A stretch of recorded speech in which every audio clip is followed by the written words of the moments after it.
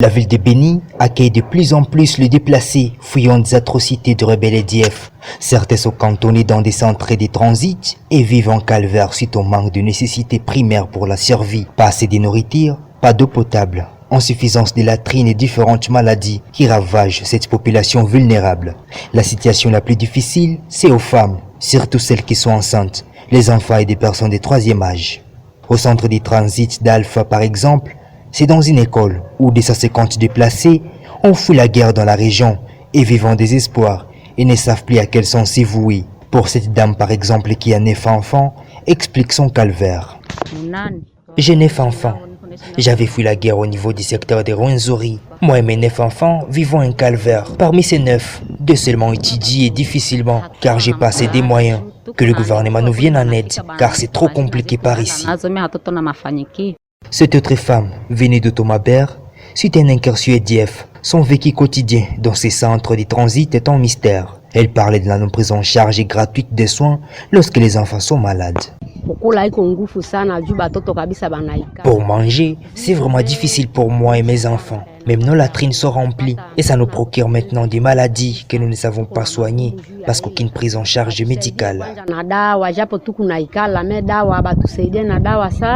Monsieur Justin Aoussa est responsable d'une famille, parle que l'agriculture est sa seule source de revenus pour sa famille. Il demande au gouvernement congolais de ramener la paix, seule solution pour éviter ces affres.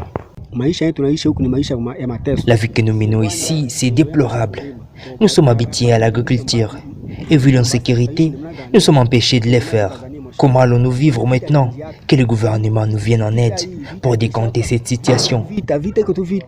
Pour subvenir à leurs besoins, certains se débrouillent et font l'impossible pour juste avoir quoi se mettre sous la dent. Comme nous dit M. Bénédiction Balianango Isaac, président des déplacés internes en ville de Béni. Bon, certains se débrouillent, ils font des par-jour, que nous appelons communément des par-jour, font des travaux, ils accompagnent certaines personnes au chat et ils trouvent quelque chose pour vivre.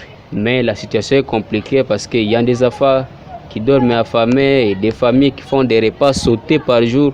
Pas de traitement, aucune prise en charge médicale, car aucune gratuité de soins uniquement pour les déplacés et sont obligés à se débrouiller pour la survie. Jusque-là, il y a certains qui dorment même ventre creux et il y a d'autres qui tombent malades et il manque comment prendre les soins, comment accéder aux soins médicaux.